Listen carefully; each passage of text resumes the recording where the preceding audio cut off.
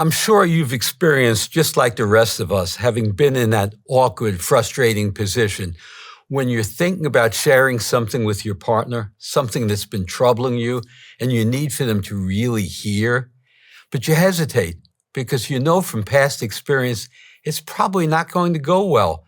But you begin to open up and talk, and before you've even finished your first sentence, you see it happening. Their face tightens up, their body tenses, and they are already preparing their rebuttal. They're not curious about what you have to say or how you're feeling. They're actually not listening. They're defending. Maybe they're even counterattacking. But you may think to yourself, so what's the point?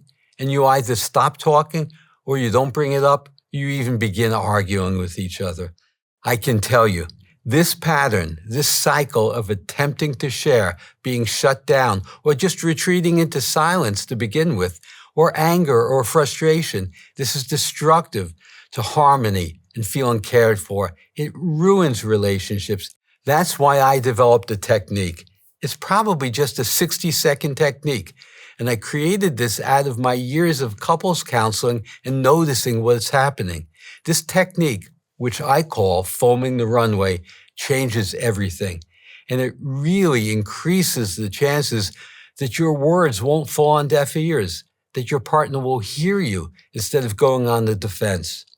I'm Mel Schwartz, and this is Uncommon Sense. I'm going to give you examples of what you can say to your partner, which will greatly improve the chances that they're open to actually hearing you. This is your best way in, so you might actually be able to be heard and validated. Let me tell you what brought me to this insight. It was a picture of what happens when an airplane is coming in hot, meaning they can't get their landing gear down. They notify air traffic control that they're having a problem, and air traffic control orders the people on the runway to foam the runway. Why are they applying foam? Obviously, so the friction won't cause sparks and set the plane on fire. We can learn to do the same thing with our communication in troubling or challenging times in our relationship. So let's go back to the impasse, that moment when you feel that they're not really listening and you say to yourself, what's the point? They're just going to blow up on me. Why go there? We've all had this experience with our words falling on deaf ears, and so we choose not to talk. We don't want to repeat this agonizing experience of feeling invalidated or worse. But before we jump to the solution, let's look at the unintended consequences of bottling up your feelings. How can the consequence of going silent be just as impactful as the reaction that you're trying to avoid? You see, we focus on the potential consequences of our actions and words, but we need to look at the consequences of our inactions or the words that never leave our mouths. These are often far more impactful because we suppress them. What does this lead to? First, resentment. We resent the other person for shutting us down and having to stuff what's so important. As a result, we may turn away from them. We start to develop an attitude. They don't know what's going on with us, so they look at our attitude and they stiffen up, and we have a negative spiral down into anger. It can also feel depressing if you feel that you can't share what you need to share, and there's a futility. You start to turn off to the energy of the relationship and what brought you together. Walls may go up. You become indifferent and uncaring to them. The relationship has a loss of vital energy, and it feels like there's no solution. So why are we acting uncaringly or in anger? Well, maybe it has something to do with how we're actually being spoken to. If I say to my partner, you never, or you always, in a negative way, it's going to assure their defensive reaction. We have set up being rejected. We've set up failure. This may be due to remnants of our childhood experiences of being scolded, and it has little to do with you in the moment. It's learned behavior. It's instinctive and reflexive.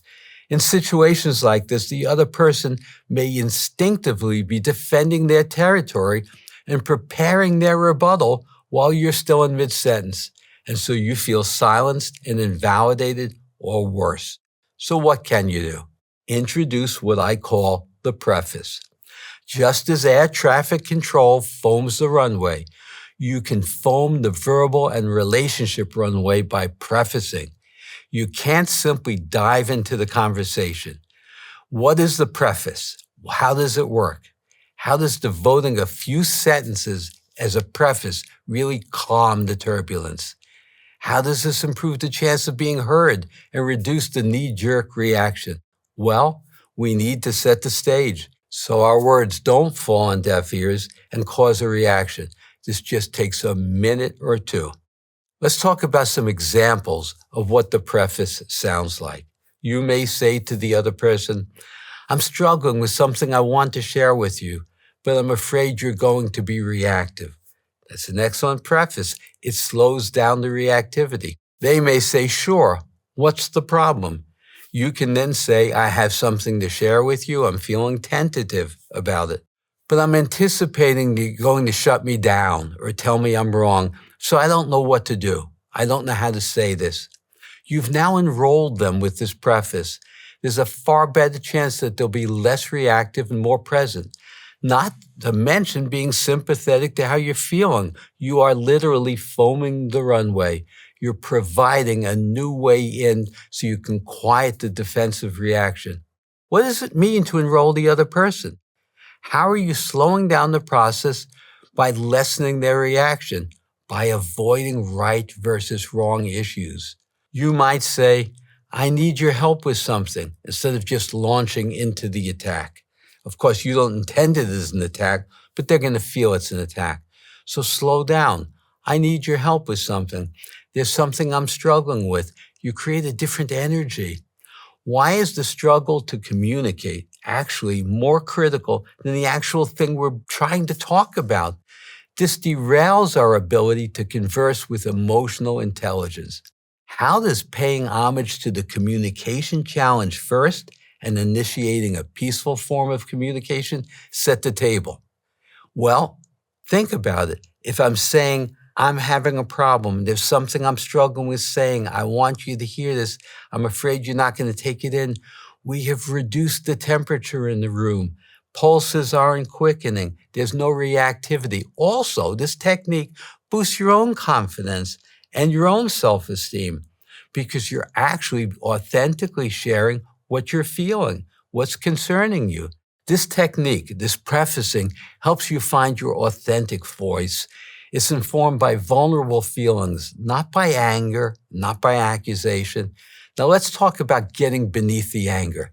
If you're feeling hurt or misunderstood and you become angry, everything is lost. It's very rare for anyone to be present and remain open to you if there's a verbal assault.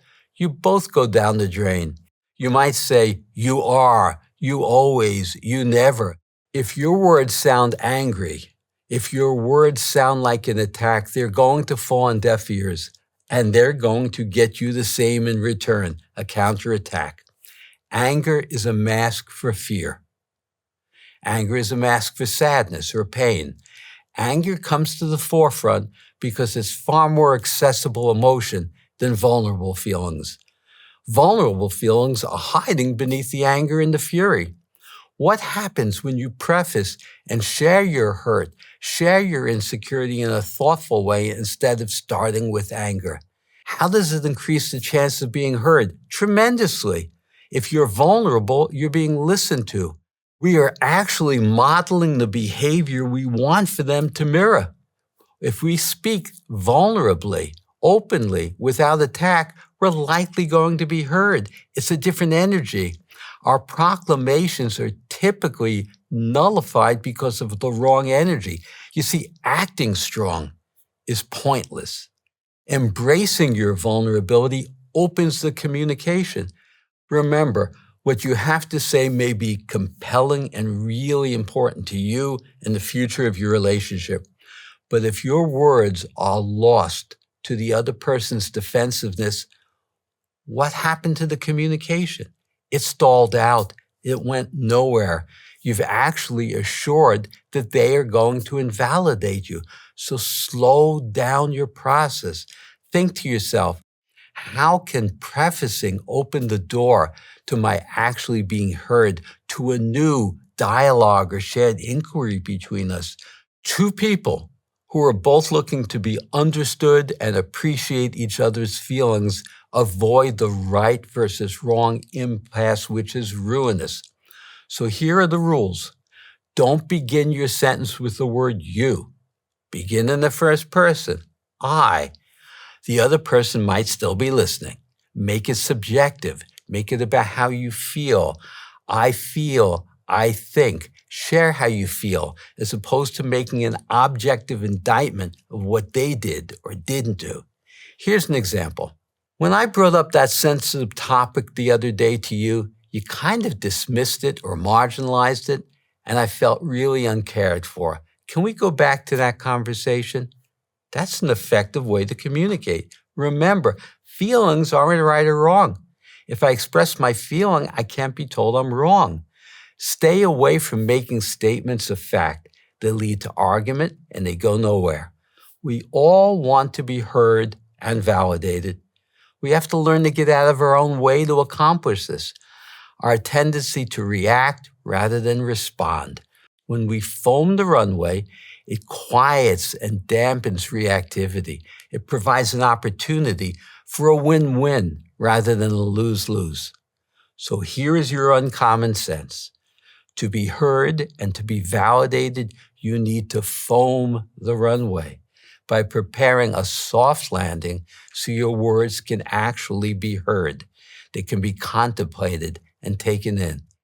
This is an easily learned communication skill, but we were never taught it, so it feels counterintuitive. But always, growth lies in where we feel counterintuitive. It feels awkward. Wisdom should make us feel uncomfortable and illogical because, you see, common sense, where we're comfortable, is just plain dumb.